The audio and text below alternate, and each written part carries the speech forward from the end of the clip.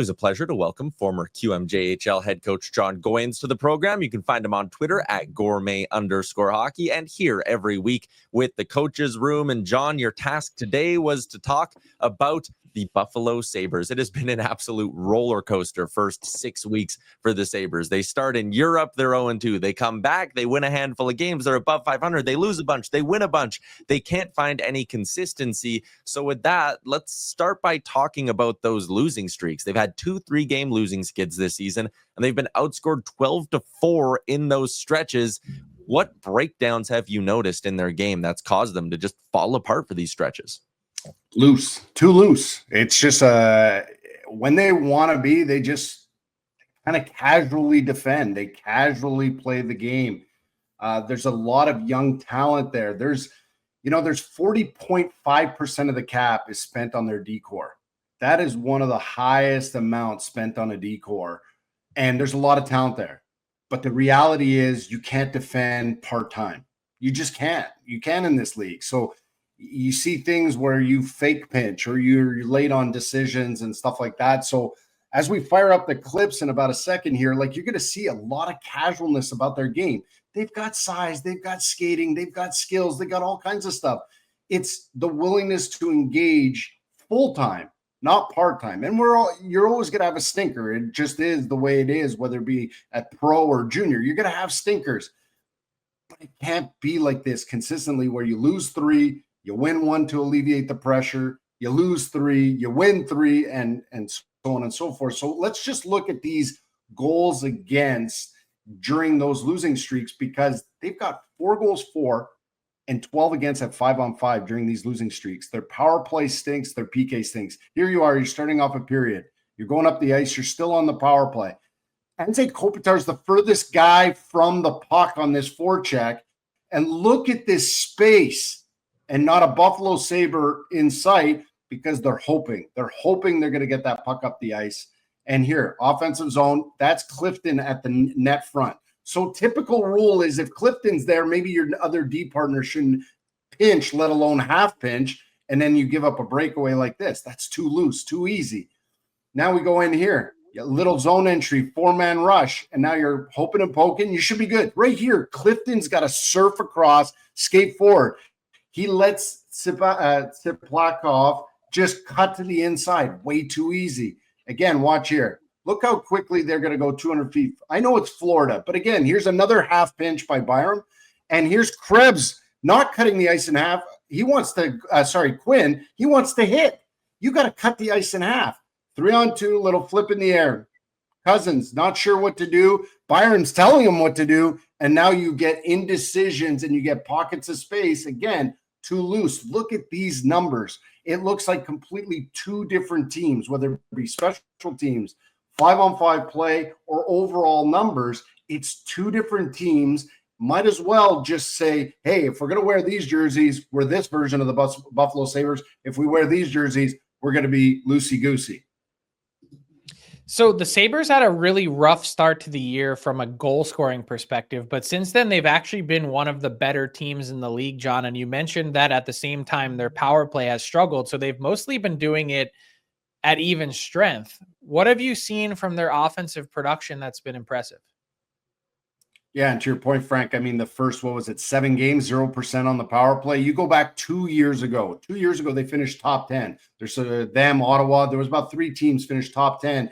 And since then, can't get out of the bottom of the league on the power play. I'm going to say the biggest X factor, Tage Thompson. Tage Thompson's been a beast. When they're winning, when they're taking over, their power plays going in the right direction, they're 5-on-5 scoring. Tage Thompson's doing majority of the work. The next guy up is JJ Peterka. Like, these guys are putting up in those wins that they're getting during the 2-3 game winning streaks. Those guys are putting up 1-on-1 almost on a nightly basis. And so what you're also seeing is that they're playing fast, playing a little bit more connected, but they're commanding the play with the puck. It's not a lot of hoping. It's not a lot of, at the end of your stick. And it can be cute and sexy, but it's efficient and they're taking charge. And you're going to see the clips as we fire them up, Pat. Like, you're going to see they're going to command the ice to the inside. There's a lot of give and goes. They get up the ice from breakouts. Here's a simple play. That's a forward who covers. right? He comes back deep, and they want to stretch the play a ton. Strong play by Thompson. Then he carries to the middle, and he sees the play open up. You know Owen Power's going to jump. Goalie breakout. Again, watch out quickly. 200 feet. Here's a slash support by Tuck. He didn't go above. He went in front of that Blackhawks player. I'm not sure what Taylor Hall and Bertuzzi why they decided to stop skating, but we're covering the Buffalo Sabres. 5 guys touch the puck on this. When you stretch and when you post up, you create space for underneath speed. So that was Peterka and Thompson, and they get up ice. And who again? Tage Thompson.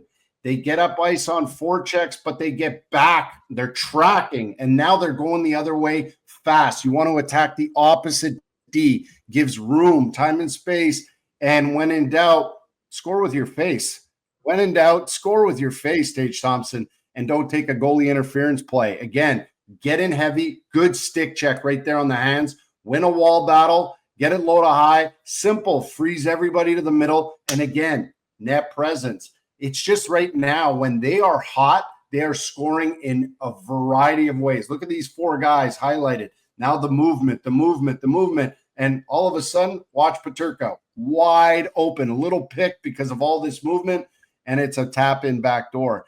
They just continuously have this movement. When they're connected like this and they're not cheating themselves into defending plays they otherwise wouldn't have to, then they can play this sexy, high-pace, highly skilled offense, and it's just something they've got to find a way to be skillful but not cheat themselves into losing 2 points for 3 and 4 games at a time. There was one more goal against you wanted to talk about from the Montreal game. What stood out here? Well, my thing here, it's actually 4 5-on-5. Just let it roll. Like, I don't even need to break it down. These goals against this wild 7-5 game, are they about to tee up another 3-game losing streak? Because that's the feeling I got from all the film I went through. It was like not managing the score, giving up 2 goals. Giving up 2 goals up 3-2 late in the period. No reason, like just easy to play against. And all of a sudden it's like, are we about to see another Buffalo 3-game losing streak? They're playing St. Louis tomorrow. St. Louis is going to be ticked off. They just lost to Boston the way they did in the 3rd period. And Philly just keeps chipping away at teams and scraping and clawing to get a point or 2 here and there. If they play like they did against Montreal, you're seeing another 3-game losing streak on the horizon. Oh, man. And they really can't afford that considering how tight the Eastern Conference is right now. They are right in close to the bottom, but still in the mix in that Atlantic Division. John, always appreciate your time, man. We'll chat again next week. Thanks, guys. What's up, hockey fans? If you enjoyed that video, then you need to be hitting the subscribe button right here at Daily Faceoff. Exclusive interviews and analysis from our hockey insider Frank Saravalli, fantasy updates from Brock Sagan, and a daily live show at noon Eastern, Monday through Friday. You don't want to miss any of the fantastic content, so hit that subscribe button.